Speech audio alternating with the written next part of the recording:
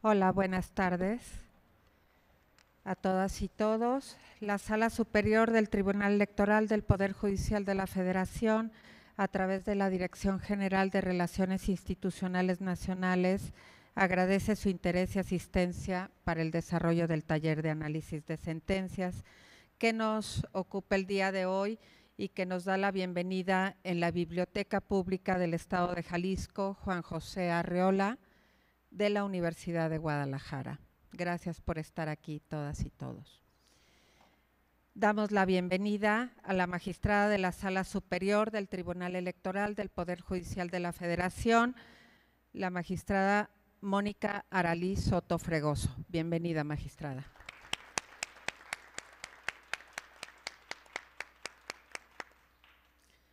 Damos la bienvenida al rector del Centro Universitario de Ciencias Económico-Administrativas de la Universidad de Guadalajara, el maestro Luis Gustavo Padilla Montes. Bienvenido, señor rector.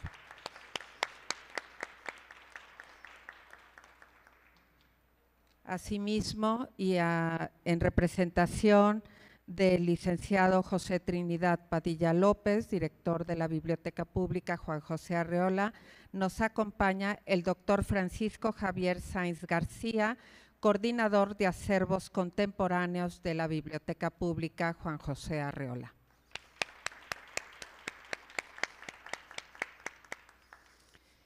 Tenemos el honor también de tener en el presidium como comentarista al director de la División de Estudios Jurídicos de la Universidad de Guadalajara, el doctor Carlos Ramiro Ruiz Moreno.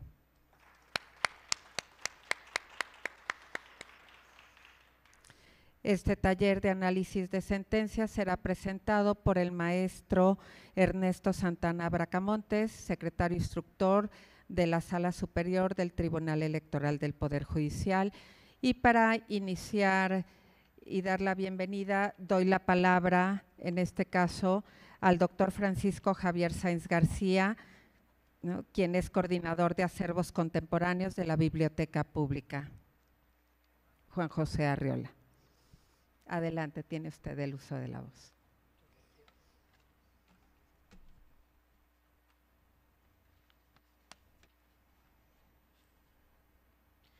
Muy buenas tardes a todas y todos por estar aquí hoy.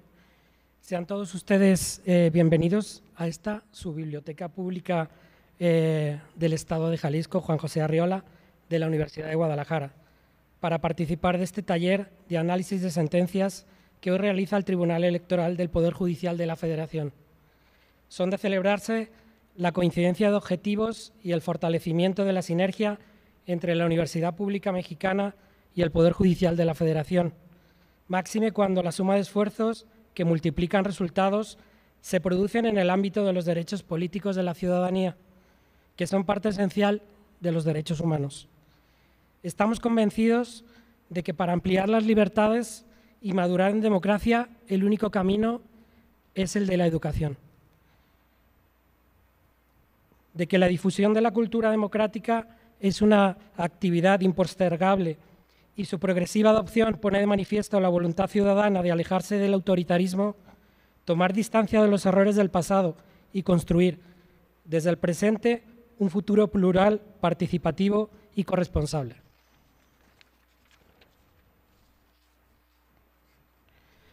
Considero una afortunada coincidencia que en este 2022, el año en que la Organización de las Naciones Unidas para la Educación, la Ciencia y la Cultura, UNESCO, nos ha designado a Guadalajara como capital mundial del libro y de la cultura, devolvamos a las bibliotecas el concepto amplio de su visión primigenia.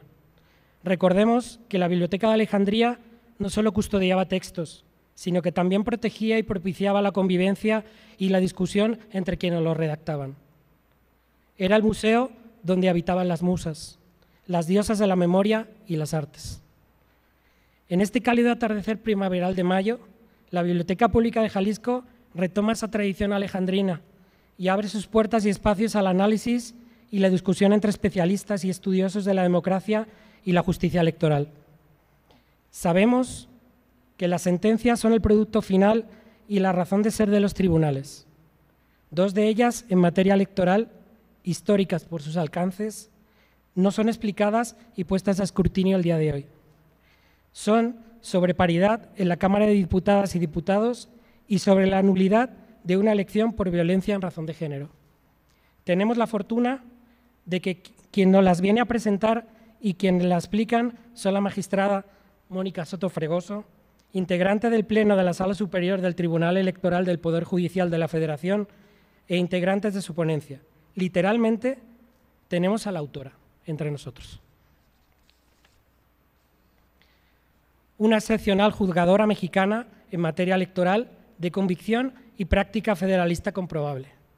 Magistrada local en su natal Baja California Sur, primera mujer magistrada y presidenta de la Sala Regional Guadalajara del Tribunal Electoral del Poder Judicial de la Federación y hasta la fecha magistrada de la Sala Superior del mismo tribunal. Tenemos, pues, voz calificada para un público aquiescente. Magistrada Soto, tiene usted al frente a la juventud estudiosa de Jalisco en el área de ciencias jurídicas, sociales, de las humanidades y la ciencia económico-administrativas. Está en la tierra del presidente federalista y liberal Valentín Gómez Farías, de dos excepcionales juristas, Ignacio Levallarta y Mariano Otero, en la ciudad fundada por una valiente mujer, Beatriz Hernández, hace 482 años. Me congratulo con su presencia y con la concreción de que este foro para el análisis de sentencias que ahora se está promoviendo. Está usted en su casa, la máxima casa de estudios del Estado Libre y Soberano de Jalisco. Bienvenida.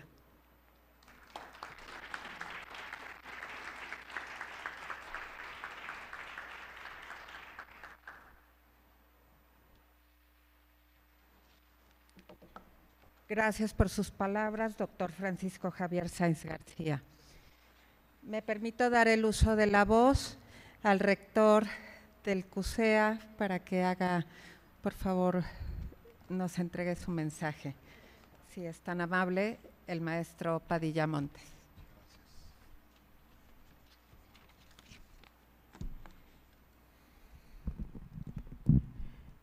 Muy buenas tardes a todas y a todos.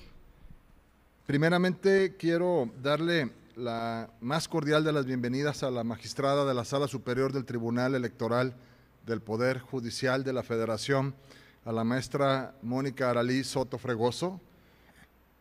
Quiero expresarle a nombre de mi comunidad, de la comunidad del Centro Universitario de Ciencias Económico-Administrativas de la Universidad de Guadalajara, nuestro más sentido gozo y felicitación por dos grandes razones. Bueno, la primera, ya lo dijo el licenciado Trinidad Padilla López a nombre de su representante, quien se tuvo que disculpar por un compromiso que fue ineludible y quien seguramente hubiera preferido estar aquí con usted, pero bueno, las circunstancias no le permitieron. Pero quiero retomar el discurso del licenciado Trinidad Padilla, director de la Biblioteca Pública, ex rector general de la Universidad de Guadalajara, para apuntar algunos aspectos de relevancia por la razón de su presencia en esta universidad. Vamos a decirle que vivimos tiempos de prueba, que vivimos tiempos en los que también hay enormes posibilidades de actuar para fortalecer la democracia de nuestro país. La Universidad de Guadalajara, como ya lo refirieron, y particularmente los centros universitarios de Ciencias Sociales y Humanidades, junto con el Centro Universitario de Ciencias Económico-Administrativas, estamos convencidos que desde la universidad se construye ciudadanía, desde la universidad se protegen y se salvaguardan los derechos humanos y, por supuesto, desde la universidad se aspira a que el Estado mexicano en su más alta definición se preserve. En los tiempos complejos que comento, atravesamos en nuestro país circunstancias asociadas con los derechos y sobre todo el derecho electoral.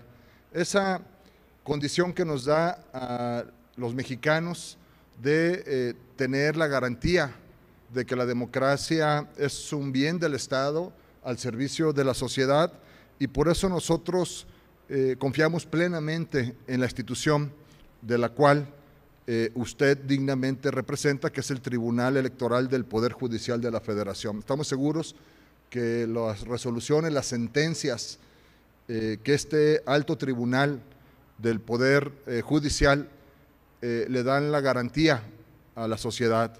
Y por eso es que decirle que en la universidad hacemos un compromiso con usted, con su persona, hacemos un compromiso con la alta institución que representa, decirle que nos sentimos orgullosos, no solamente porque una mujer capaz, como usted, ya la describieron, sino además una mujer comprometida con el desarrollo de la sociedad, se encuentre con nosotros para tener un taller de análisis sobre las sentencias de este alto tribunal.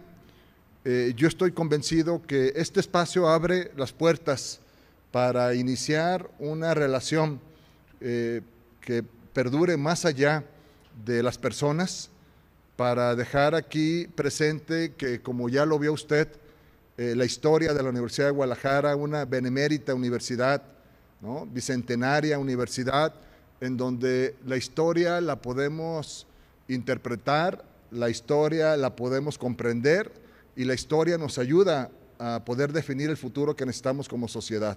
Hoy los jóvenes, mujeres y hombres necesitan, sobre todo las juventudes estudiantiles, necesitan comprender a profundidad el valor del derecho, el valor de la democracia y las razones y las causas por las cuales una universidad como esta, una universidad pública, una universidad que está a toda prueba y contra toda adversidad, desafortunadamente muchas veces proveniente del propio poder público, esta universidad es la razón de ser de una sociedad y por eso yo celebro que tenerla entre nosotros, que este taller de análisis de sentencias nos permita acercarnos y volverle a reiterar que en la Universidad de Guadalajara y particularmente en mi centro universitario y en nuestra comunidad siempre gozará de nuestro respeto y desearle que su estancia en esta casa de estudio le permita llevarse no solamente la experiencia de haber estado una vez en la universidad, sino decirle que en la universidad tenemos una comunidad de 320,000 estudiantes de bachillerato, de licenciaturas y de posgrados, maestrías y doctorados, que estaremos dichosos de poderla volver a ver aquí en su casa en Jalisco, en la Universidad de Guadalajara. Enhorabuena, felicidades y muchísimas gracias.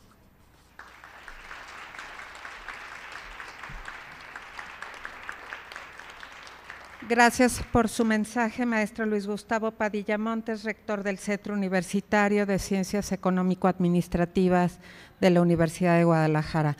Ahora tengo el honor de cederle el uso de la voz a la magistrada de la Sala Superior, Mónica Aralí Soto Fregoso, quien a nombre del Tribunal Electoral del Poder Judicial de la Federación dará su mensaje y quien es la conceptualizadora e impulsora de estos talleres de análisis de sentencias a nivel nacional. Bienvenida, magistrada, gracias por acompañarnos.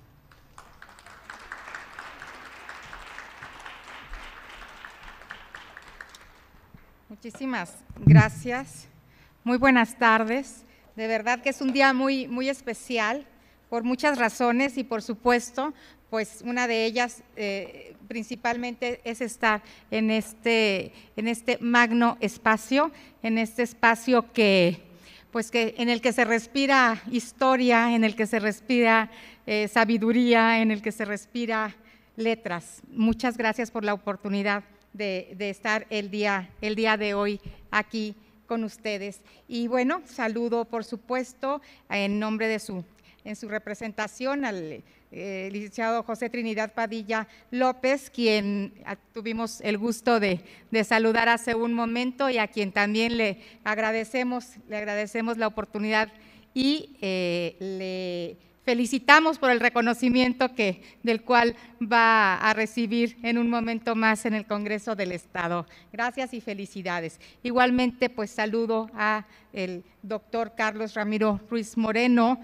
director de la División de Estudios Jurídicos del Centro Universitario de Ciencias Sociales y Humanidades de esta noble y grandiosa universidad. Gracias, doctor, también por su apoyo, acompañamiento y apertura. Y pues por supuesto también un gran saludo al maestro Luis Gustavo Padilla Montes, rector del Centro Universitario de Ciencias Económicas y Administrativas de la Universidad de Guadalajara. Muchísimas gracias por sus palabras, también por su recibimiento, y por supuesto que le tomamos la palabra a nombre del Tribunal Electoral del Poder Judicial de la Federación y de manera personal para seguir fortaleciendo los vínculos interinstitucionales que, como bien dijo, traspasen a las personas, porque las instituciones permanecen, las instituciones crecen, las instituciones se fortalecen, además con el paso del tiempo, como es pues una prueba latente de esta noble universidad. Y saludo también a todas y a todos quienes nos acompañan el día de hoy.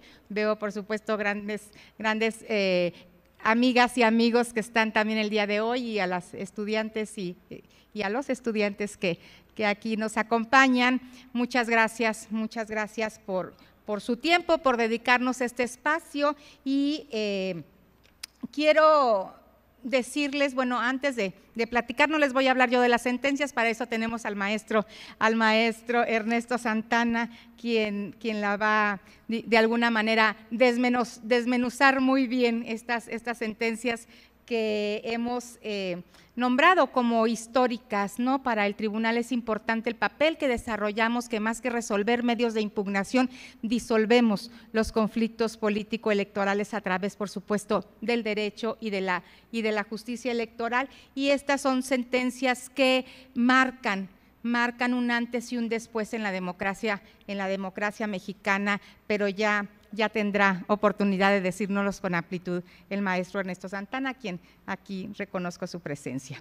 Estoy también muy feliz de compartir este día aquí, de regresar a Guadalajara y estar con ustedes, mi segunda tierra natal. Yo tengo mi madre y toda mi familia por parte materna pues es jalisciense, lo cual pues por supuesto que me siento en casa. Y estuve aquí también, no solo estudiando, sino pues en la Sala Regional Guadalajara, haciendo por aquí también, tratando de hacer más bien juzgamiento para la democracia, por la democracia y por supuesto para la perspectiva de género. Además de estar en esta universidad, en esta biblioteca, que es reconocida por la UNESCO como la primera ciudad de México y la tercera de Latinoamérica en ser nombrada la capital mundial del libro. Mejor lugar no pudimos elegir para celebrar este taller de análisis de sentencias que este bello y representativo recinto, para estar rodeadas y rodeados de libros, de obras, por supuesto, de obras importantísimas, las cuales fungen como herramientas indispensables, así como la lectura para promover y erigir los baluartes de la paz en la mente de las estudiantes, de los estudiantes, de todas las personas y la comunidad universitaria, para combatir la violencia y desencadenar el cambio social. Siempre la universidad, la comunidad que se genera, es de donde surgen los movimientos sociales más importantes para detonar más democracia y más paz en el mundo entero.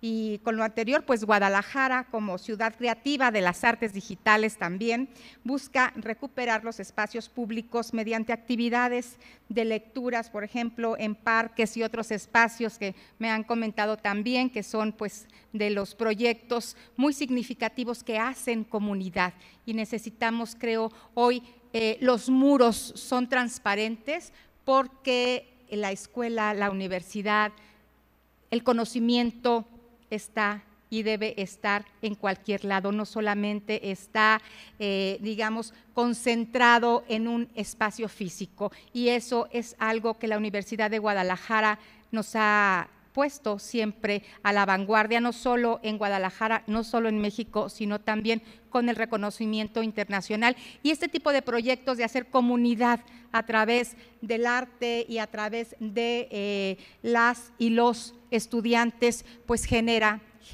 estos movimientos de cambios a favor de democracias mucho más inclusivas, de democracias en las que todas, todos y todes estén ahí representados. Y bueno, que les quiero decir que estas dos sentencias de las que vamos a hablar, como lo señalaba al principio, son sentencias muy importantes, porque son sentencias que cambian la realidad social y que hacen un cambio. Si bien todas las sentencias, todos los casos que llegan al tribunal y a todos los órganos de impartición de justicia son importantes, no hay casos más importantes que otros, sí hay algunos casos que tienen la particularidad de tener un impacto social real e inmediato, ¿sí? Estos son unos de los casos que por fortuna, tenemos muchos, que por fortuna les puedo decir cómo el Tribunal Electoral ha podido también tener esta oportunidad de cambiar de manera directa, de incidir no solo en la paz social, sino en aperturar la democracia a través de la inclusión de mujeres, de personas de nuestras comunidades indígenas, de la diversidad sexual, de discapacitados, de personas migrantes, de jóvenes. Hemos tenido también, y será para otra ocasión, una sentencia muy importante en donde ampliamos, digamos, la cuota de participación de los diferentes grupos en situación de vulnerabilidad, como estos que acabo de comentar. Pero hoy vamos a hablar de estas sentencias que sí son un antes y un después en la participación política de las mujeres, y es la paridad total en la Cámara de Diputadas y de Diputados a nivel federal, y por supuesto la primera sentencia por la cual se anula una elección por haberse ejercido violencia política hacia una candidata por el hecho de ser mujer. No hay otro precedente en el mundo, y si bien es cierto, esa sentencia me tocó en mi ponencia presentarla al Pleno.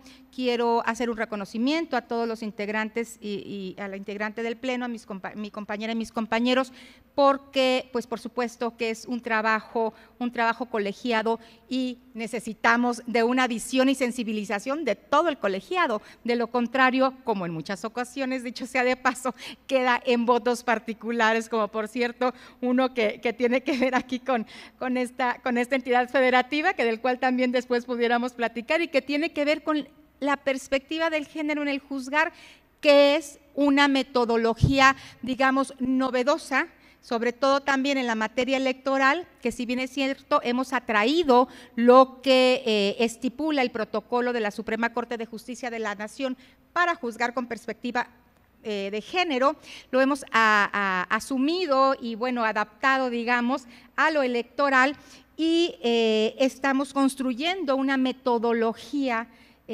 para analizar el expediente, para analizar las pruebas y, por supuesto, pues para advertir que el contexto es importante, que el contexto es, fundamental para entender lo que puede pasar en un caso concreto, y cuando, como decimos, nos ponemos los lentes morados, los lentes para analizar un expediente con perspectiva de género, nos lleva necesariamente y de manera de verdad indudable a otro análisis de otros aspectos que nos sensibilizan y nos hacen ver por qué hay que considerar estas que se llaman categorías sospechosas, ¿no? Si llega un expediente, es frío, y porque hay que ver, es mujer, es pobre, es indígena, es discapacitada, es mujer trans, en fin,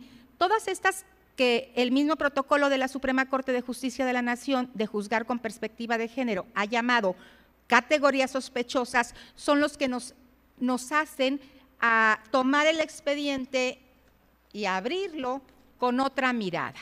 en donde hay que ver el contexto, hay que partir de que hay una desventaja histórica que no es susceptible de cambio. Ahí está. Pero cuando resolvemos un caso con una técnica, por así decirlo, tradicional o formalista, pues no vamos a advertir estos aspectos que es lo que nos llevan a consolidar la metodología de la perspectiva de género. Y es parte de lo que vamos a analizar en estas dos sentencias, en donde, ¿por qué un análisis con esta metodología nos puede llevar a algo que era el último escenario? Como ustedes saben, consejeras, magistradas, magistrados, quienes están también aquí del mundo electoral, que es, digamos, la última opción, el último puerto, llegar a anular una elección y hacerlo por una situación de violencia política hacia una mujer, solamente se logra con una metodología jurídica de análisis de una sentencia, que es esta perspectiva de género para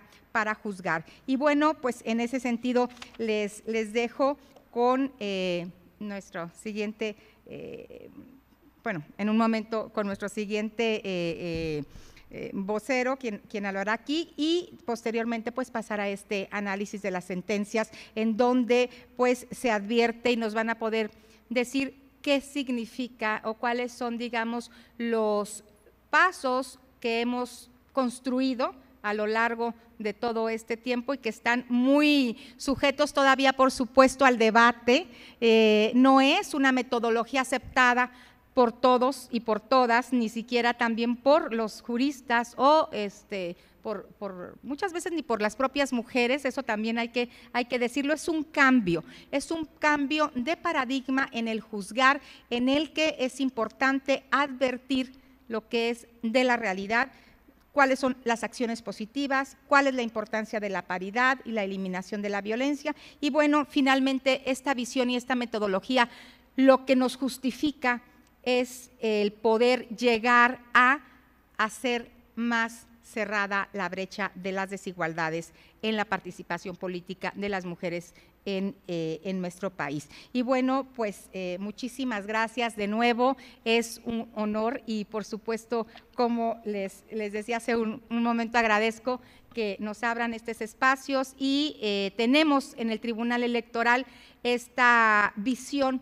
de conectarnos con la sociedad y conectarnos con la sociedad joven, porque las juventudes no son el futuro de México, las juventudes son el presente y necesitamos que permee esta nueva visión de democracia incluyente, de democracia sustantiva, para que hagan del futuro las juventudes una realidad mucho más asequible a todas y a todos. Muchísimas gracias y bueno, estamos para hacer también una primera vinculación, como lo platicábamos hace un rato, en un proyecto muy importante que hacemos en el Tribunal Electoral con jóvenes y que son los escuchatorios. Este proyecto que pone al servicio de las juventudes pues la voz, las instituciones, para generar debates, para generar propuestas y para posicionarlos, por supuesto, en lo que es el espacio público e institucional, en este caso con la academia, como sería, por supuesto, con ustedes y con una institución que además de impartir justicia, pues promueve, por supuesto, la cultura de la legalidad. Muchísimas gracias y enhorabuena.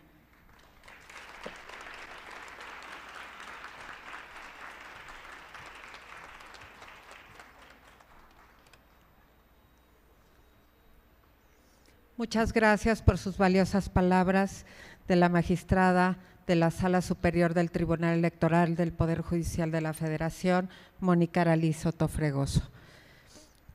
A continuación, agradecemos a las autoridades su participación en esta ceremonia de apertura del taller de análisis de sentencias y les pedimos tomen sus asientos en la primera fila para que demos inicio con la actividad y a continuación tendremos un breve receso. Les agradecemos a todas y todos quienes nos acompañan físicamente y por las redes sociales, tanto de la Biblioteca Pública Juan José Arriola como del Tribunal Electoral del Poder Judicial de la Federación, y en unos momentos continuaremos con la presentación de las sentencias Subreg 1414 y Subreg 1861, ambas del 2021, quien ya lo mencionó la magistrada Mónica Soto Fregoso, son sentencias relevantes e históricas ambas. Gracias por acompañarnos y continuamos en unos segundos.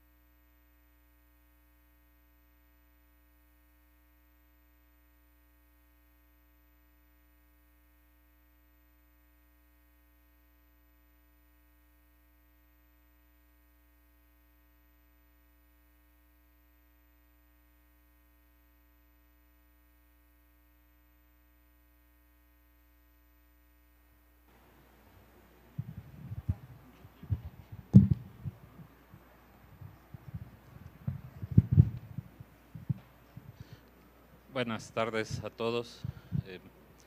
Bueno, empiezo por compartir algunas notas que estaba tomando ahorita durante las palabras de inauguración de este evento. Pues primero agradecer, por supuesto, a la magistrada Mónica Aralí Sotofergoso, quien me da la oportunidad de estar hoy con ustedes aquí para compartir algunas reflexiones en relación a estas sentencias que, como decían, son históricas. Por supuesto, también quiero agradecer a las autoridades de la Universidad de Guadalajara, por supuesto al rector del CUSEA. Yo soy de aquí de Jalisco, entonces voy a hablar con términos locales del CUSEA, a Luis Gustavo Padilla Montes, por supuesto al director de la División de Estudios Jurídicos de la Universidad de Guadalajara también, bueno, del CUSH, Carlos Ramiro Ruiz Moreno, por supuesto al director de la biblioteca, el doctor Trinidad López, y por supuesto a todas las autoridades electorales que están presentes, a los estudiantes, a las amistades, muchas caras conocidas. Y bueno, un pequeño preámbulo es pues, que también estoy muy contento de estar aquí por dos razones fundamentales. Una, porque soy jalisciense, nací en Puerto Vallarta, viví 20 años allá, 18 aquí, 5 en la Ciudad de México. Y bueno, ahora tengo la oportunidad de regresar y además regresar a mi alma mater, ¿no? A la Universidad de Guadalajara. 3 años también doblemente contento porque hice 3 años en Puerto Vallarta y 2 aquí en el CUSH, en el antiguo CUSH, ya tienen uno nuevo. Entonces, esto pues la verdad es que me da mucho gusto regresar hoy les decía, a compartir algunas reflexiones sobre estas sentencias. En el caso, pues la idea de esta plática es que sea una plática. Les voy a pedir de favor a quienes tengan dudas, comentarios, quieran abrir un espacio de discusión sobre algún tema, lo hagan con toda confianza. Prefiero tener una plática dinámica que un monólogo. Y por otro lado, voy a externarles una preocupación que siempre la tengo cuando me hacen el favor de invitarme a dar una plática. A veces estos mismos temas nos han hecho la invitación para agotarlo en 2 horas y lo primero que digo es que voy a decir en 2 horas de 2 sentencias, ¿no? Y bueno, ahora que son 40 minutos, es cómo le voy a hacer para platicar de las 2 sentencias en 40 minutos, ¿no? Pero bueno, vamos a tratar de cubrir los temas más importantes. Y bueno, para empezar ahora sí la plática, si me lo permiten me voy a poner de pie. Decía la magistrada, y lo decían en las palabras de inauguración, son 2 sentencias históricas, son 2 sentencias que marcan un antes y un después. La primera de ellas, pues la paridad en la Cámara de Diputados y Diputadas. Por primera vez en la historia en México tenemos paridad. Entonces, hoy esta sentencia establece, digamos, un parámetro de regularidad en donde de aquí en adelante, es quizá una idea mía, de aquí en adelante el Congreso o la Cámara de Diputados y Diputadas tendrá que integrarse siempre de manera paritaria. Y un poquito más adelante les explico por qué.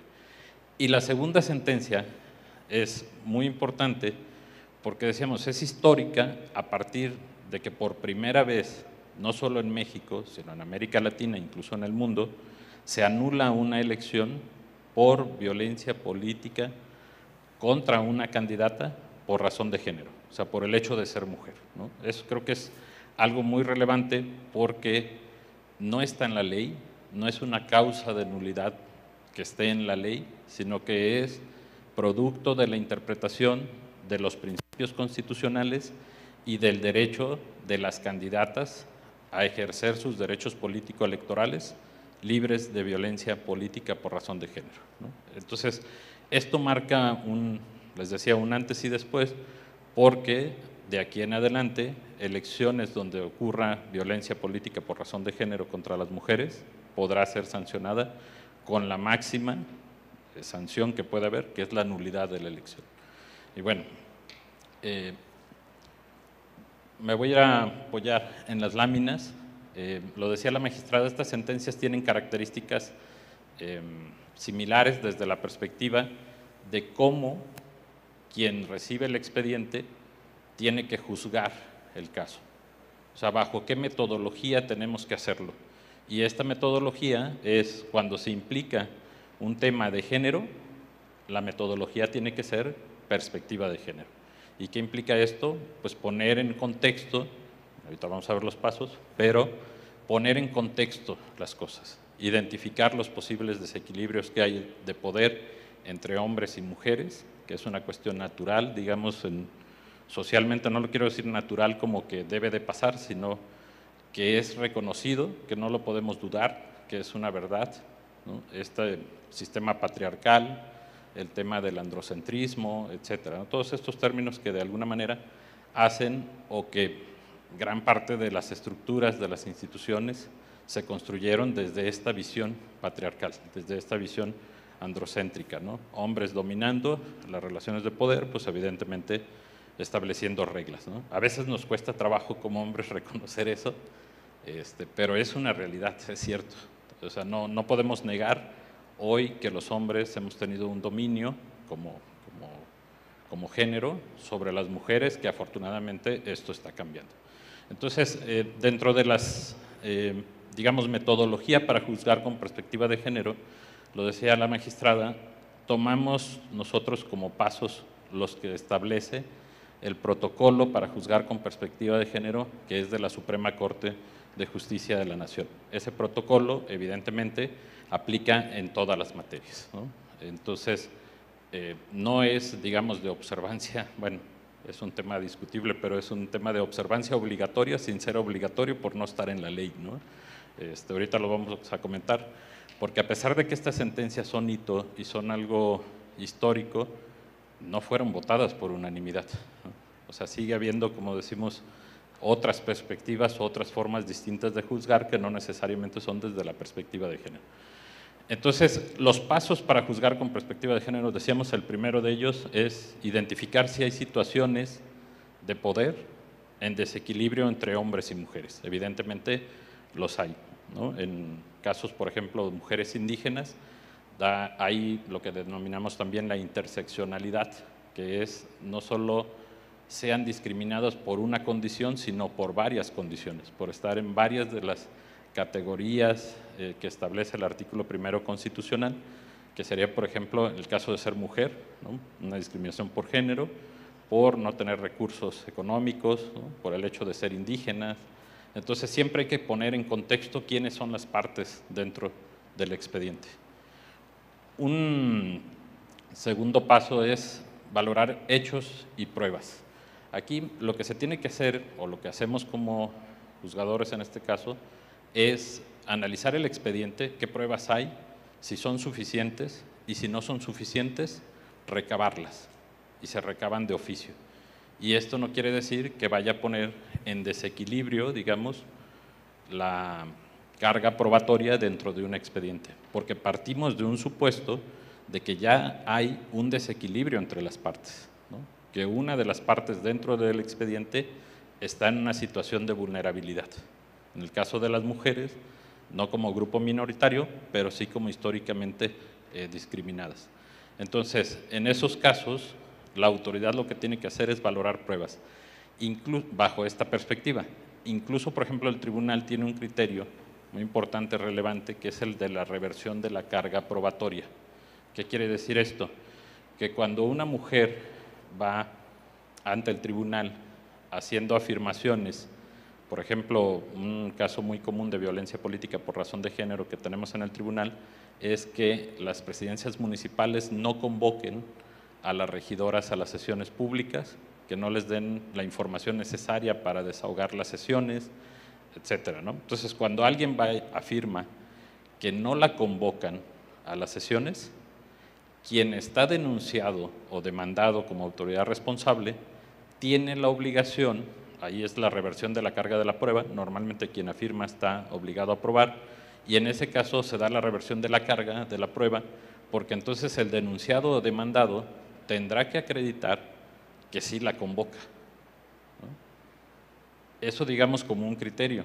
En materia, por ejemplo, de denuncias por violencia política por razón de género, cuando son en el ámbito privado, en espacios cerrados, que no es delante de otras personas, también la confesión, digamos, de la parte, de la quejosa, de quien va y denuncia, tiene preponderancia sobre el dicho de las otras personas, o sea, en este caso de los infractores. Entonces, hay ciertos elementos que dentro del tema probatorio, como autoridades, tenemos que ser más flexibles.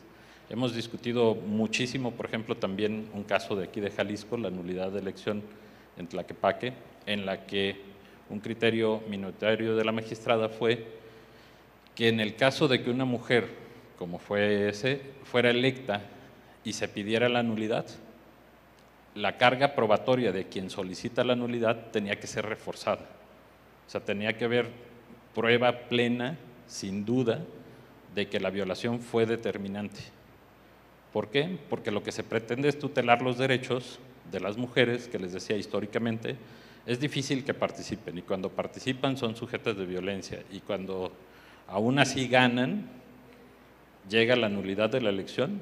Entonces, digamos, en esos casos los temas probatorios son muy importantes, ¿no? Entonces, la lógica del tema probatorio es: vamos a proteger los derechos político-electorales de las mujeres, ¿no?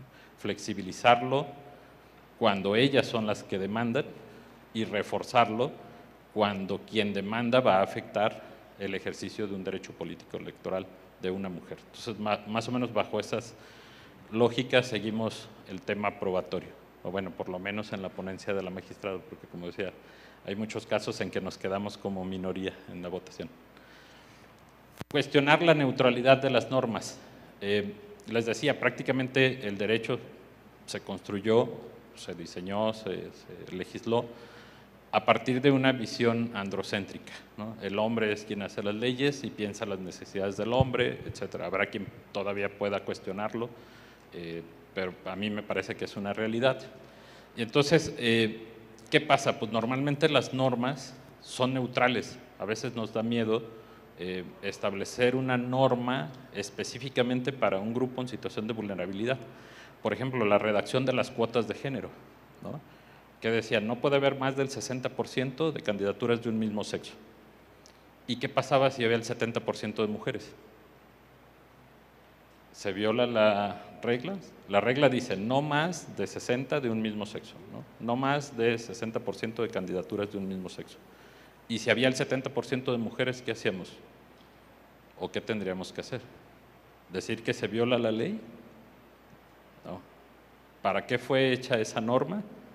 Pues para favorecer la participación de las mujeres, garantizarles un piso mínimo, que en ese caso hubiera sido el 40%, pero si es más, adelante, para eso está la norma, ¿no? Entonces, la interpretación de las normas no puede ser literal o neutral, ¿no? Otro caso, por ejemplo, que fue aquí en la Sala Regional Guadalajara, las candidaturas independientes.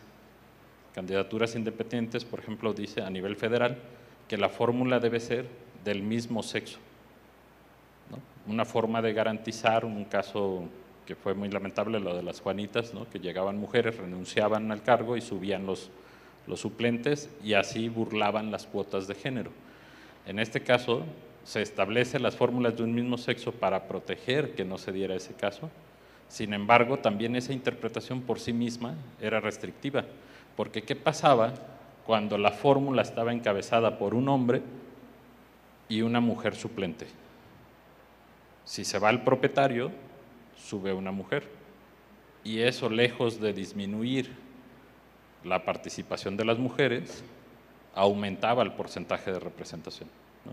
Entonces, ese tipo de normas las tenemos que interpretar no de manera neutral, sino para lo que fueron reguladas, que es beneficiar o proteger los derechos de grupos en situación de vulnerabilidad. Aplicar estándares de derecho internacional, pues lo sabemos hoy con la reforma del 2011, en materia de derechos humanos tenemos lo que conocemos como el bloque de constitucionalidad, que no es otra cosa más que reunir, digamos, todas aquellas normas que establecen derechos fundamentales, derechos humanos, ¿no? Y que, bueno, nos cambió todo un escenario que ya habíamos aprendido en la universidad de interpretación de normas conforme al principio de jerarquía normativa. Hoy eso en materia de derechos humanos desaparece. El tema de la temporalidad de las normas también desaparece desde esta perspectiva y, bueno, pues nos cambia el paradigma completamente. Y por último, el lenguaje incluyente o lenguaje no sexista, ¿no? Hay que reconocerlo que todavía en algunas sentencias no hay el lenguaje incluyente, ¿no? Pero eso creo que es un elemento donde se está trabajando de manera muy fuerte dentro del tribunal para efecto de tener este lenguaje incluyente, que habría muchas formas de hacerlo, no quiero establecer ahorita todas las reglas o reglas que hay, pero la idea siempre será que la forma en que se redacten las sentencias no dejen duda de quién estamos hablando, ¿no? Que no se presuponga que cuando decimos todos, también están las mujeres ahí, ¿no? Si eso genera duda, pues por supuesto que no está correcto, ¿no? Entonces el lenguaje tiene que ser de manera tal que sea muy preciso sobre de quién estamos hablando, ¿no? Pueden ser hombres, pueden ser mujeres, incluso el tema de los no binarios, ¿no? Que se rechaza mucho luego el vocabulario, pero la verdad es que creo que tan así es una regla para establecer o para juzgar que debe ser, creo, observado, ¿no? Podremos no comulgar, etcétera, pero yo creo que es la forma correcta de referirnos a las personas. Sobre esas reglas son de alguna manera, digamos, el parámetro con el cual se juzgó en estas dos sentencias. Quería hacer hincapié porque en el momento en que lo vayamos comentando se van a ir dando cuenta cómo fuimos aplicando reglas para juzgar con perspectiva de género.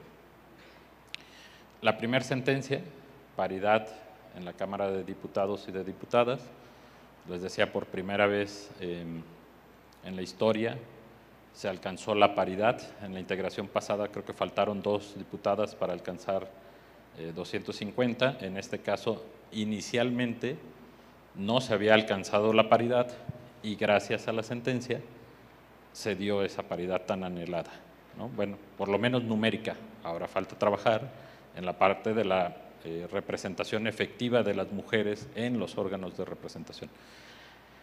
Muy breve en los antecedentes, el Consejo General, cuando hace la asignación de diputaciones, inicialmente quedan 252 hombres, 248 mujeres.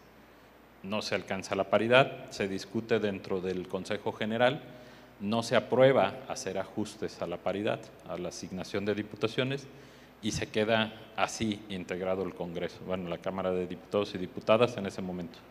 Eso se impugna ante la Sala Superior. Y aquí, ahorita lo vamos a empezar a comentar en los temas, muy interesante porque no impugnan candidatas, no impugnan partidos políticos, impugnan mujeres de la sociedad civil, ¿no?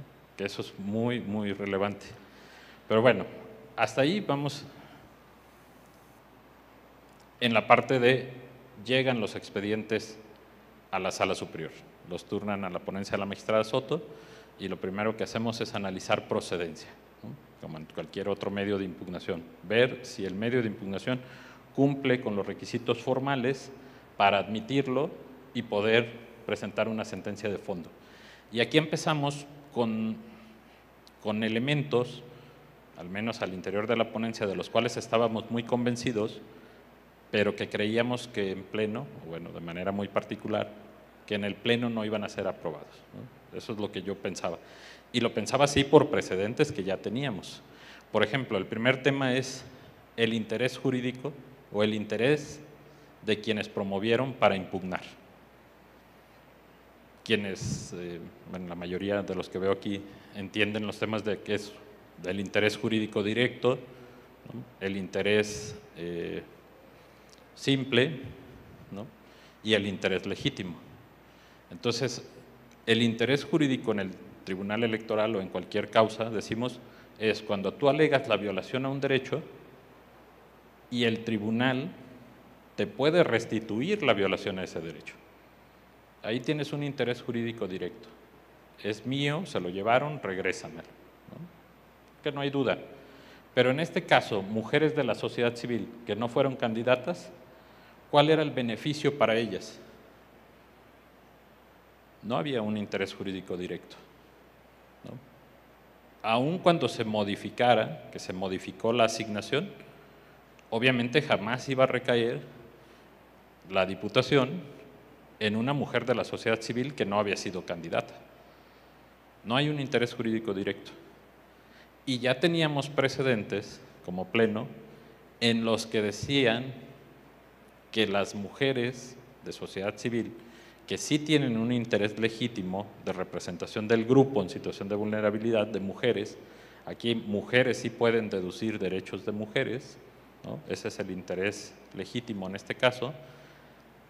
Se decía que en el caso particular de la asignación de diputaciones, como aún dándoles la razón, jamás se les iba a asignar a ellas, a quienes iban a impugnar, se desechaban los juicios, no se les reconocía el interés. Entonces ese primer tema, dijimos, pues seguramente pues se va a votar en contra, ¿no? Ya hay casos parecidos en los que se votó igual. Y sorpresa, no, pasó el tema, ¿no? Ese primer tema, para bien creo, ¿no? Al final del camino. Pero bueno.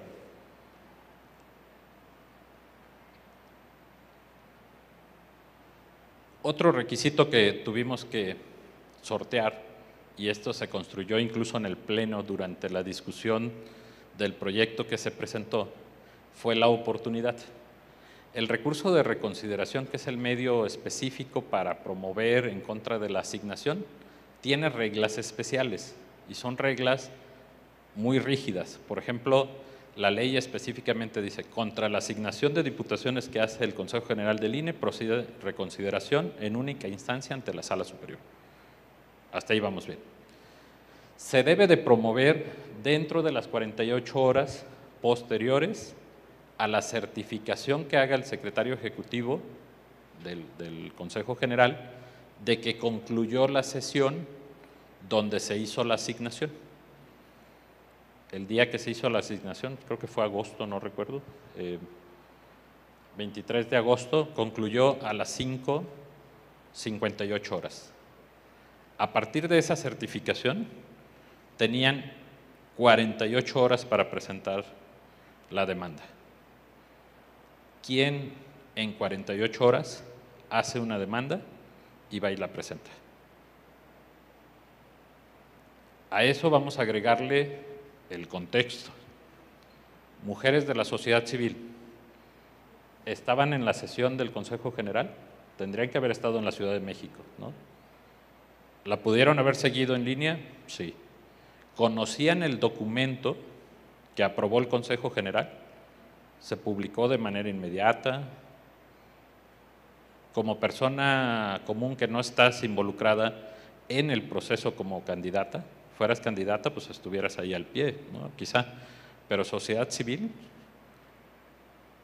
consigue el documento primero, ¿no? El acuerdo, haz la demanda y ve y presenta en el plazo de 48 horas, porque ni siquiera son 2 días, 48 horas, corre de minuto a minuto. Entonces, ¿qué hizo ahí el Pleno cuando se discutió el proyecto? Es establecer una regla de flexibilidad tomando en cuenta todos estos elementos de los que hablamos.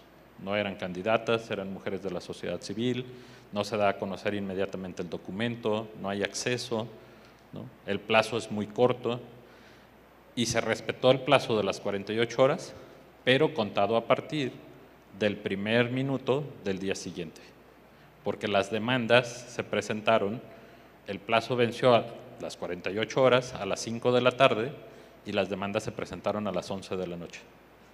Entonces, contando el plazo de 48 horas a partir del minuto 1 del día siguiente en que se sesionó, estaban en tiempo. Y entonces se superó también la procedencia. Pero les digo, valorando el contexto, valorando quién eran las mujeres que habían impugnado esa resolución, ¿no? O sea, por eso les decía la importancia de seguir estos pasos, ¿no? Flexibilizamos tanto la oportunidad como el interés legítimo. En el fondo, una vez superada la procedencia, pues les podría decir el tema está muy fácil. No había paridad. Había que buscar la paridad, ¿no? Y bueno, y ahí todavía estaba cuestionado porque también criterios mayoritarios de la sala era que para que pudiera hacerse una modificación en la asignación de diputaciones para alcanzar la paridad, tendría que haber reglas previas, ¿no? Si no había reglas previas, entonces decía no había certeza. Pues bueno, en esta sentencia se cambia ese criterio o se adopta este criterio de que aún sin reglas que establezcan de manera específica que el Consejo General del INE, al no alcanzarse la paridad en la asignación, tenía la obligación de hacer ajustes, se dijo que sí había obligación. Por eso les decía que para mí esta sentencia marca, digamos, de aquí en adelante, la obligación del INE de ajustar la asignación de diputaciones cuando no se alcance la paridad, ¿no? O sea, ya no podríamos discutir, pero bueno, debo confesar que esto lo he pensado con muchas sentencias, ¿eh? Tuvimos un caso de Veracruz y yo decía, ya la paridad en los ayuntamientos de aquí en adelante, ¿no? Y después fue no. Entonces, quisiera pensar que sí es un tema de que vaya a aplicarse de aquí en adelante, ¿no? Porque entonces eso ya garantizaría siempre la integración de la Cámara de Diputaciones y seguramente esto se puede trasladar al Senado, ¿no?, en las siguientes elecciones. En el fondo, entonces decía, pues no había duda, paridad no había en la integración, faltaban 2 mujeres. Y aquí se dio todo un caso porque nosotros presentamos un proyecto, bueno, la magistrada presenta el proyecto, haciendo 2 ajustes precisamente para alcanzar la paridad. Y minutos antes, en otra ponencia, se presentó un asunto en el que se declaró la inelegibilidad de un candidato por no haber acreditado la autoadscripción indígena, que era una fórmula de hombres. Entonces, como esa fórmula se cae, la siguiente fórmula era de mujeres. Sube una mujer y entonces ya solo se requería de un ajuste para llegar a la paridad. Eso se decidió 15 minutos antes, ¿no? Entonces habría que hacer ajustes en la propia sesión para poder alcanzar la paridad, pero ahora solo con un ajuste, ya no con 2. Y bueno, hay otros temas que ahorita les comento sobre la discusión de cómo se llegó a la paridad. Pero bueno, en el fondo creo que ya no había mucha duda, ¿no? Habría que hacer los ajustes. La pregunta es, ¿cómo? ¿A quién? ¿Y por qué?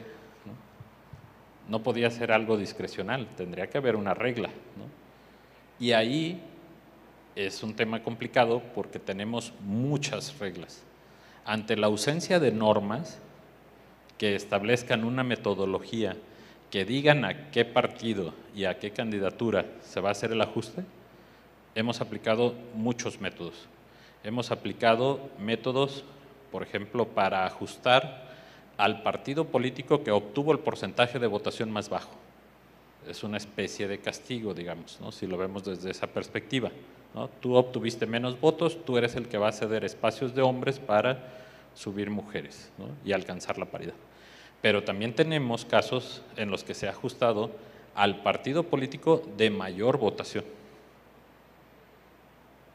Y ahí hay mayores posibilidades de ajuste, porque normalmente al que tiene menos porcentaje le tocan menos lugares, a quien tiene más porcentaje de votación le tocan más lugares. Y evidentemente al tocar más lugares, pues hay más hombres y más mujeres, porque además las listas están alternadas, hombre-mujer o mujer-hombre, ¿no? Y entonces siempre se asignarán por cada 2 lugares un hombre y una mujer. Si alguien alcanza 4 lugares, pues tiene 2 hombres, tiene 2 mujeres, por lo menos, ¿no? Porque podrá haber el caso de que haya 4 mujeres en la lista, en los primeros lugares. Digo, creo que no lo he visto, pero cabe la posibilidad de que pase, ¿no? Entonces, otro, por ejemplo, método, este fue un método diferente, en este caso el ajuste fue, bueno, y perdón, disculpen, esas son reglas, pero tenemos excepciones a la regla, ¿eh? O sea, también hemos tenido casos, por ejemplo, en Marabatío, en Michoacán, a un partido político que fue el primer lugar, le correspondieron 3 lugares, evidentemente fueron 2 hombres y una mujer, y en el caso del segundo lugar era un solo hombre, o sea, le tocó un lugar y era el hombre. Y era el hombre que había hecho la campaña para la presidencia municipal, ¿no? Digamos, el frente de la planilla, ¿no? Entonces, en ese caso, por menor votación, le hubiera correspondido a ese partido político que solo tuvo un lugar y que era la presidencia municipal, bueno, el candidato a la presidencia municipal. Y ahí, por ejemplo, se determinó hacer el ajuste en el otro partido político que tenía más lugares y que a quien iban a ajustar no era el candidato a la presidencia, ¿no? Entonces siempre hay factores a considerar a quién se tiene que hacer los ajustes, ¿no? También el tema de mínima intervención en los partidos políticos, ¿no? Hay un sinfín de factores que hay que tomar en cuenta. Pero bueno, bajo esa perspectiva hay muchas formas de hacer los ajustes. ¿Cuál fue, en este caso, la forma en que se realizó el ajuste a los partidos políticos? Que en este caso pues, únicamente fue a uno. Se determinó ajustar al partido político que tenía una mayor sobrerepresentación de hombres o una mayor subrepresentación de mujeres. O sea, entre el número total de hombres y mujeres electas por ese partido político, que por ejemplo esta fue los resultados que se dieron en esa elección. Por ejemplo, el Partido Acción Nacional tenía 58 hombres, 56 mujeres, ¿no? Esa era la proporción. El Partido Verde Ecologista, por ejemplo, en este caso, que fue a quien se hizo el ajuste, tenía 25 hombres, 18 mujeres. O sea, tenía en proporción el menor número de mujeres. Entonces, al partido que se le tenía que hacer el ajuste, se dice en la sentencia, fue al partido que tenía esa mayor subrepresentación de mujeres. Si se fijan en porcentaje, es el más bajo de los partidos políticos. Ya tenemos el partido. Ahora, ¿a qué candidato le hacemos el ajuste? ¿Al primero, al segundo, al último? ¿No? Y en este caso se determinó que se hiciera el ajuste a la última asignación al partido político. Digo, quienes están estudiando a lo mejor no están para saberlo todavía, pero la fórmula de asignación de diputaciones es por cociente natural, por resto mayor, y el resto mayor son los remanentes de votos y son las últimas diputaciones que se asignan. Entonces, la última diputación que se asignó a un hombre fue la que se modificó, ¿no? Y entonces, si se fijan, esta es una regla diferente, ¿no? Y luego, me encanta porque luego en la ponencia hacemos unos debates ahí muy ríspidos en temas de paridad, que fue un tema que se discutió. Esto es un ajuste de paridad. Una vez de que se corre toda la fórmula, se asignan los lugares, te das cuenta de que no hay paridad. Pero también el tema que estuvo en discusión fue que las mujeres, quienes impugnaban, pedían también, en este tema, modificar el orden de las listas de diputaciones que se van asignando.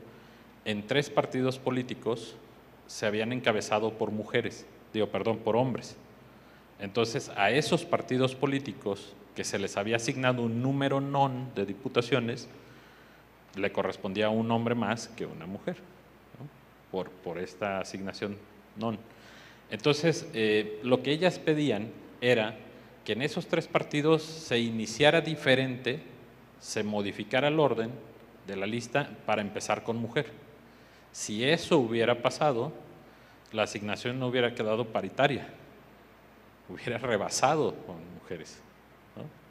Y obvio, pues en la discusión, en el pleno, la regla que al final se determinó fue esto, ¿no? Hacer el ajuste de paridad de esta forma.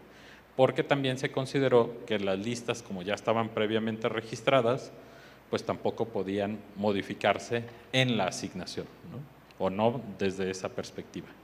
Pero siempre va a ser un tema de discusión, ¿no? Siempre va a haber, les decía, a veces establecimos reglas y a veces establecemos excepciones a la regla, ¿no?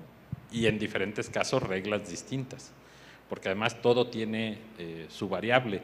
Esto en un congreso pequeño difícilmente lo puedes aplicar, ¿no?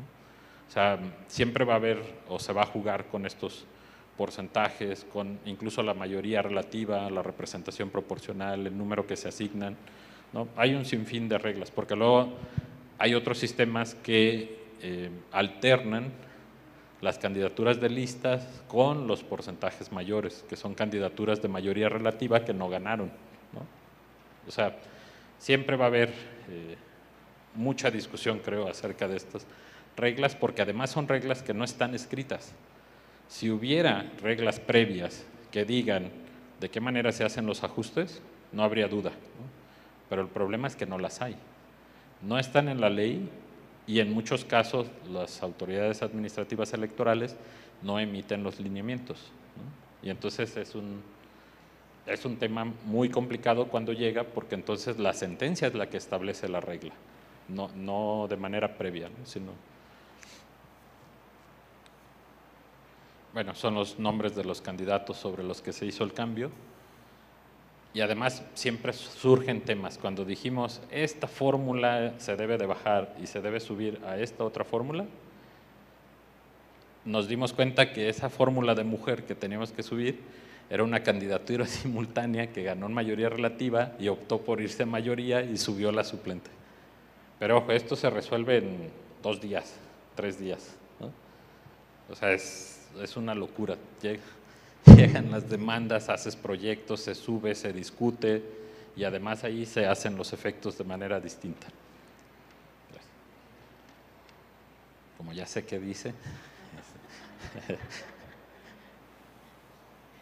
La segunda sentencia, también histórica, violencia política por razón de género contra una mujer, contra las mujeres.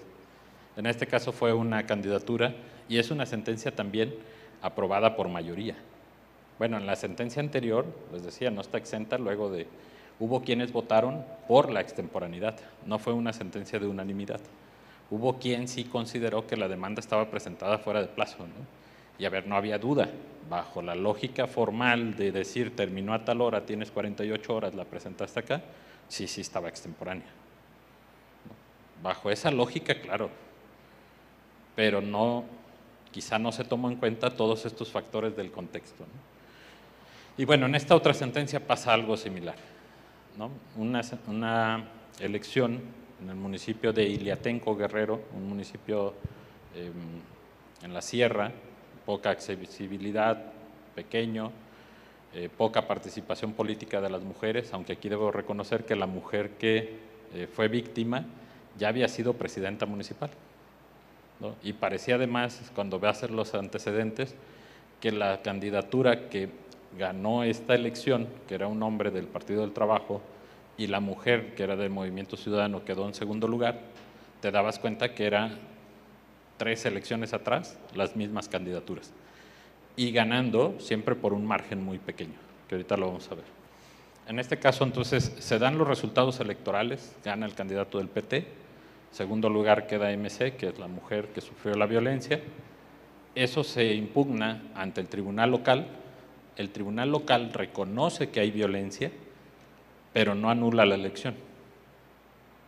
Esa sentencia es impugnada ante la sala superior, perdón, primero ante sala regional, y la sala regional declara la nulidad de la elección. Dice, sí hubo violencia y esa violencia afectó el resultado de la elección.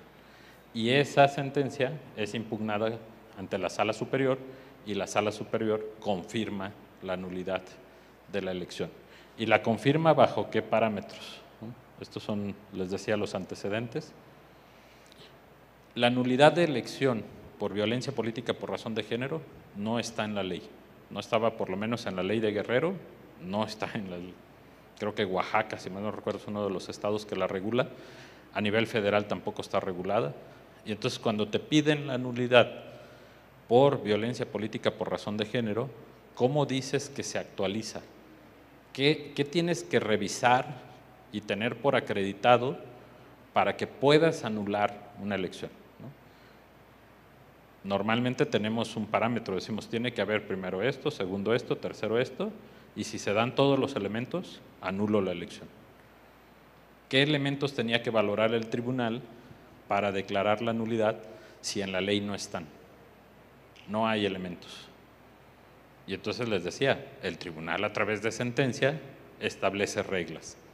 Y en este caso, la regla, los elementos que dijo el tribunal que se tenían que valorar, en el primer caso, circunstancias de modo, tiempo y lugar. Y bueno, aquí estaba muy claro, por lo menos acreditaron 14 pintas, ya fueran bardas, lonas, etcétera, en los cuales pues evidentemente había mensajes en contra de la candidata por ser mujer, ¿no? las mujeres no sirven para gobernar, ninguna vieja más en el poder, ¿no? Evidentemente todos esos ataques eran porque era mujer, ¿no? En algunos casos ponían sus nombres, ahí me hicieron el favor de quitarle el testado, pero todos los mensajes eran ofensivos, pero por el hecho de ser mujer. Entonces, de alguna manera, esto se valora, se dice sí, hay 14 lugares por lo menos donde están colocadas las pintas, y además estuvieron por lo menos también una semana previa a la jornada electoral, o sea, incluso estuvieron durante el periodo que le llamamos de reflexión, los 3 días previos, ¿no?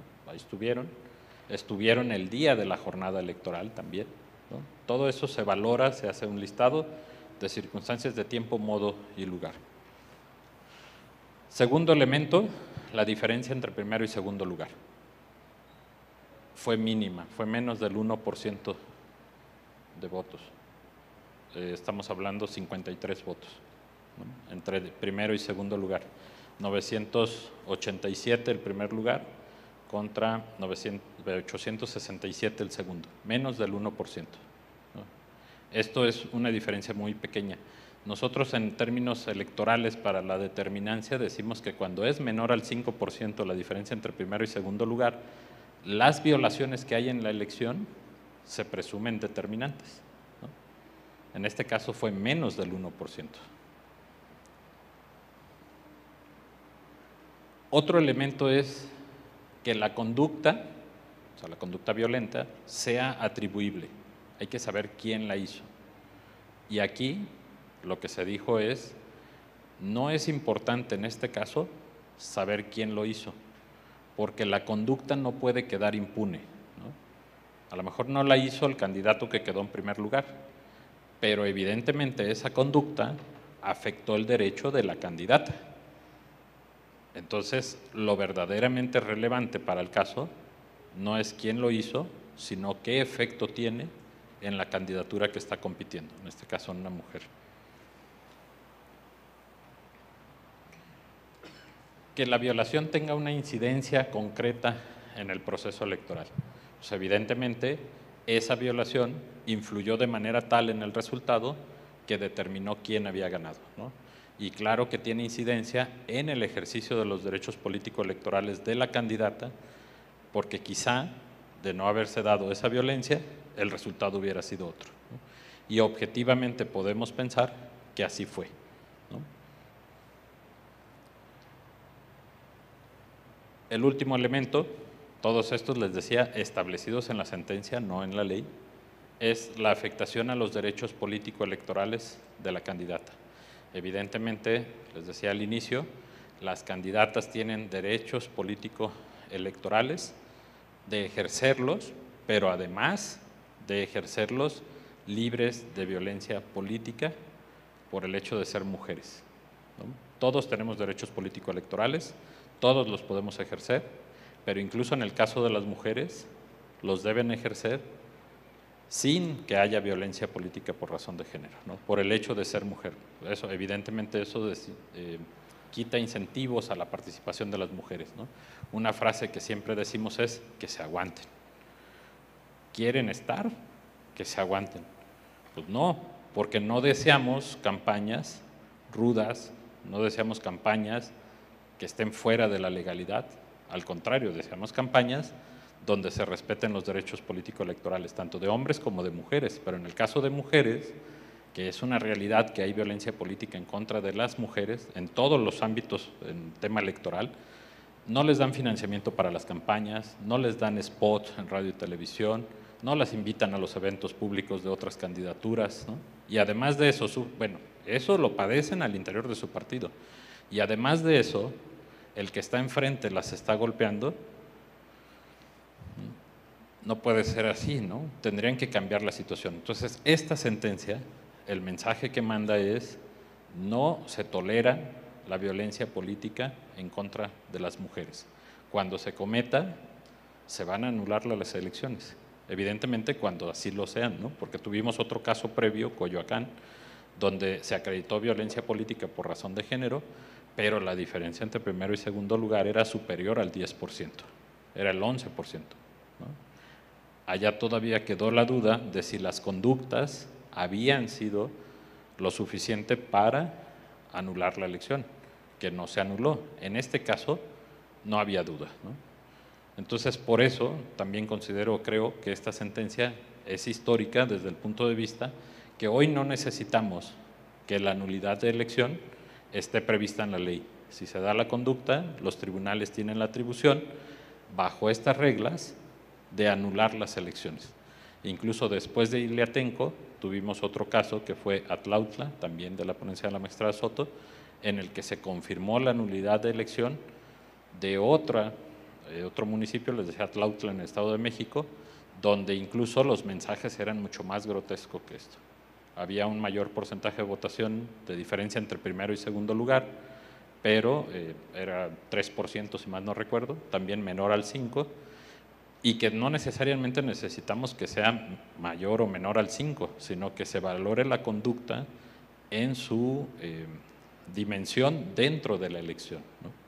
Entonces, bajo esa lógica es que también esta sentencia se analizó porque decimos, es una mujer indígena, es en un municipio donde hay rezago, ¿no? Donde no tienen todos los servicios, no hay accesibilidad, etcétera. Y entonces también consideramos, desde esa perspectiva, que la candidata se encontraba en una situación de interseccionalidad, ¿no? Sufría de discriminación desde diferentes ámbitos. Y bueno, con eso creo que agoto los temas y por supuesto cualquier duda, comentario, que estoy a disposición, y también creo están los comentarios del doctor, ¿no? Pues de mi parte, muchas gracias.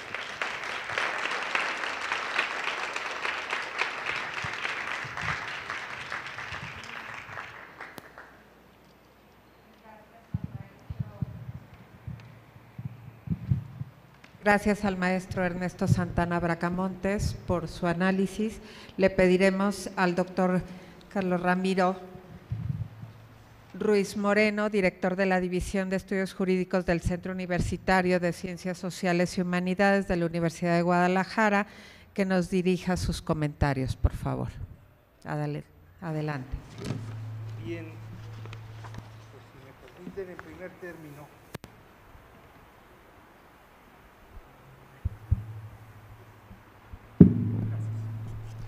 muchas gracias. Yo primero quiero dar un mensaje, el mensaje formal, por supuesto, desde la perspectiva de la División de Estudios Jurídicos del Centro Universitario de Ciencias Sociales y Humanidades de la Universidad de Guadalajara.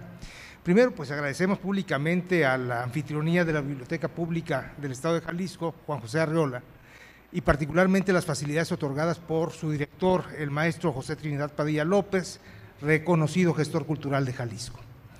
De la misma manera, también quiero dar las gracias públicamente a la Sala Superior del Tribunal Electoral del Poder Judicial de la Federación por acercarnos a sus trabajos jurisdiccionales dirigidos a la impartición de justicia electoral con las sentencias paradigmáticas que nos ayudan a comprender, en primer lugar, el principio de paridad de género aplicado a la reciente integración de 2021 de la Honorable Cámara de Diputados de la Federación y, en segundo lugar, la procedencia de la nulidad en este caso de elección por violencia política por razones de género.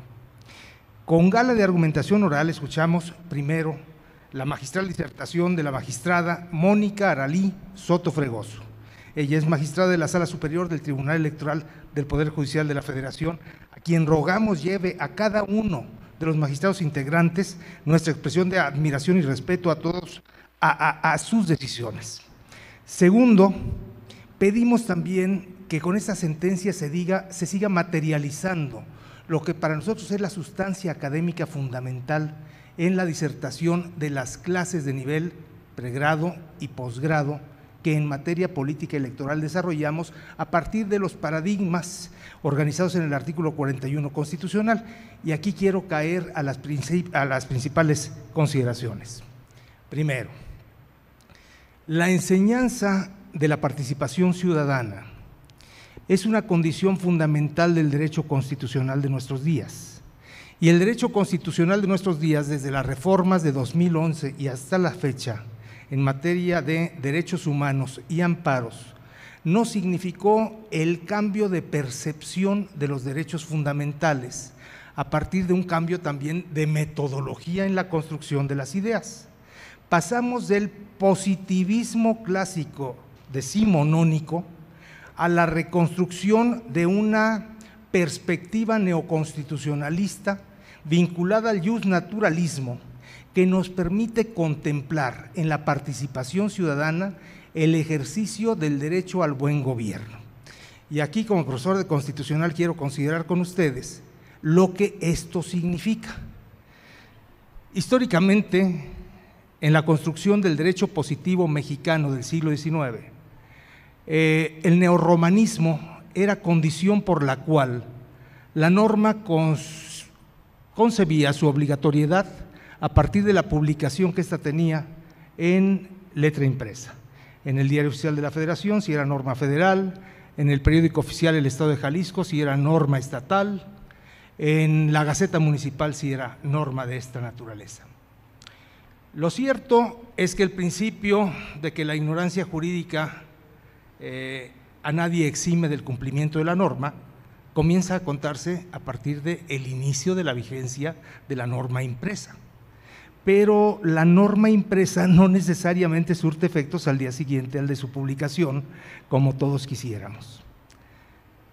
El tribunal, insisto, materializa el cumplimiento del deseo del constituyente y del legislador que, como constructor positivo de norma, materializa las aspiraciones de una sociedad dinámica, de una sociedad en movimiento. La construcción del principio de igualdad, yo recuerdo la expresión, todos los individuos son iguales, prevista desde la Constitución antes de las reformas de 2011. Hoy hablamos de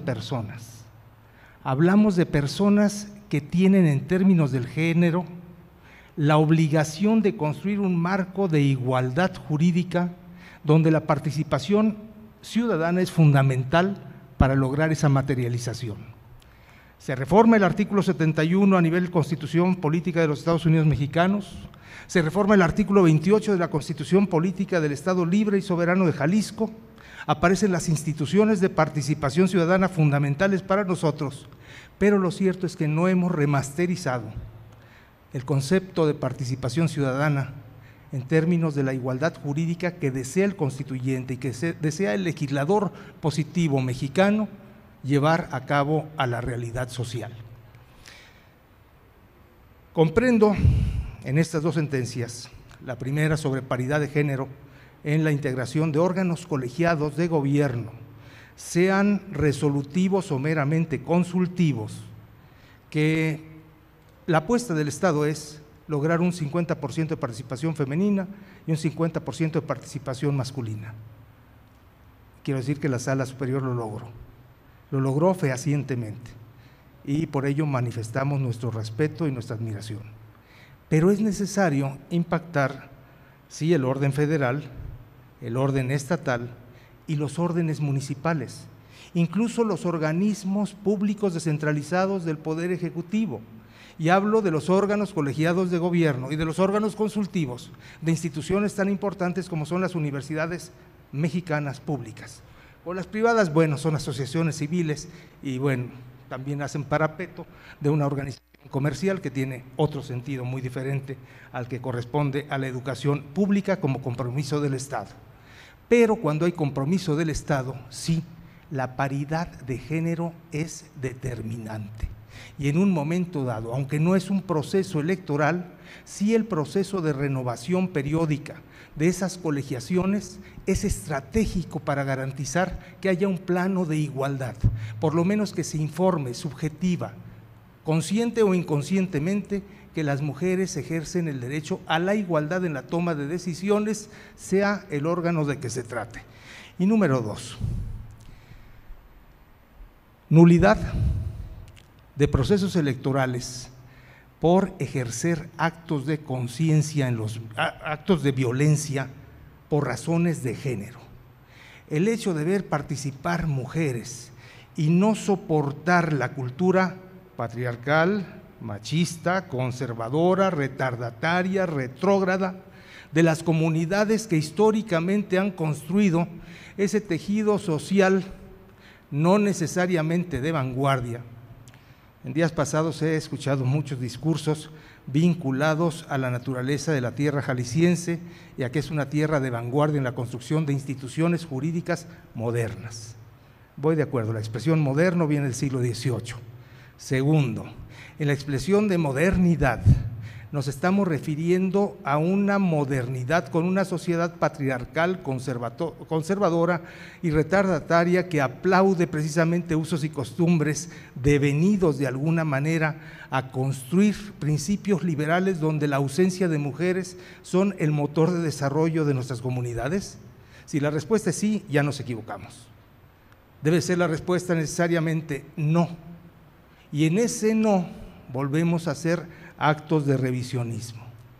Es una cultura social patriarcal, donde la mujer tiene poco acceso a la cultura, a la economía, al desarrollo social, a la educación pública y privada, a todas las actividades de desarrollo de un Estado que se entiende es pujante y participativo de una identidad nacional.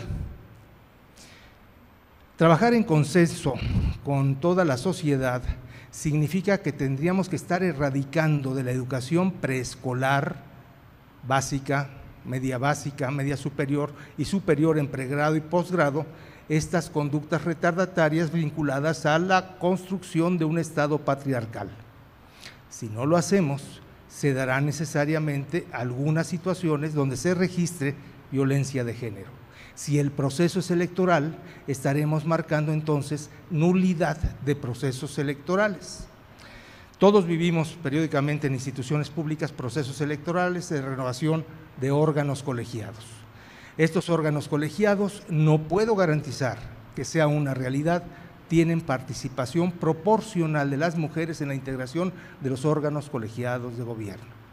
Por ello, qué importante y qué trascendente que la Sala Regional Guadalajara, por un lado, y por el otro lado, la Sala Superior del Tribunal Electoral del Poder Judicial de la Federación, tomen cartas en el asunto. Insisto, esas instituciones paradigmáticas que construye el constituyente de manera muy minuciosa, muy bien pensadas, desde el cubículo del investigador universitario de grados superiores que aporta conocimientos nuevos, es maravilloso.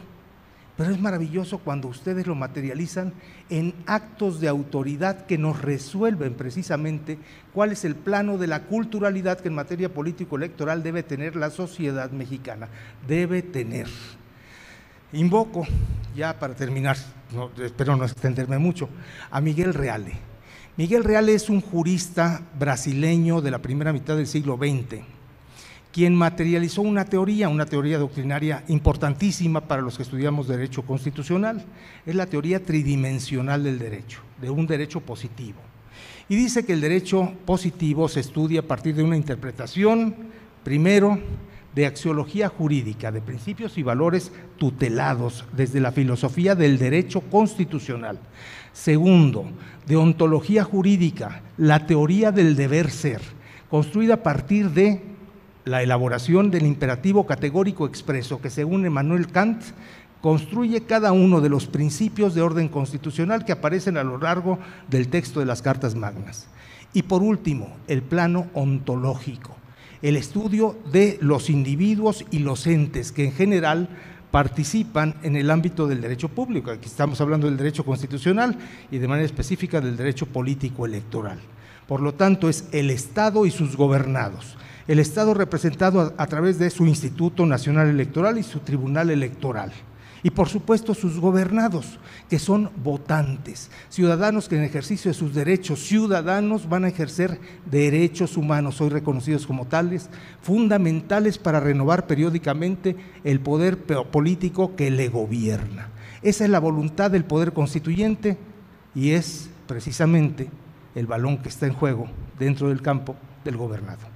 Muchas gracias y agradezco, insisto, señora magistrada, su intervención extraordinaria y la participación de este tribunal con la Universidad de Guadalajara. Muchas gracias a todos ustedes.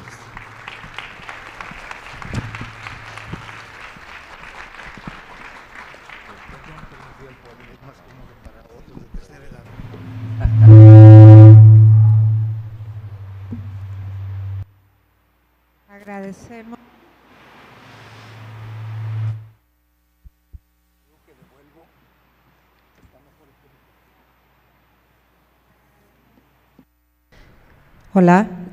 Agradecemos al doctor Carlos Ramiro Ruiz Moreno, director de la División de Estudios Jurídicos del Centro Universitario de Ciencias Sociales y Humanidades de la Universidad de Guadalajara, sus comentarios. De igual manera, agradecemos al maestro Ernesto Santana Bracamontes, secretario instructor adscrito a la ponencia de la magistrada Mónica Aralí Soto Fregoso en el Tribunal Electoral del Poder Judicial de la Federación, en la Sala Superior, su análisis con respecto a tan importantes y relevantes sentencias. Asimismo, agradecemos la recepción y la apertura por parte de la Biblioteca Pública del Estado de Jalisco, Juan José Arriola, y por parte de su director, el licenciado José Trinidad Padilla López. El Tribunal Electoral del Poder Judicial de la Federación, quien lo preside el magistrado Reyes Rodríguez Mondragón, las magistradas y los magistrados que conforman el Pleno de la Sala Superior del Tribunal Electoral del Poder Judicial de la Federación, la magistrada Mónica Aralí Soto Fregoso, quien se encuentra actualmente y en este momento presencialmente con nosotros, a través de la Dirección General de Relaciones Institucionales Nacionales.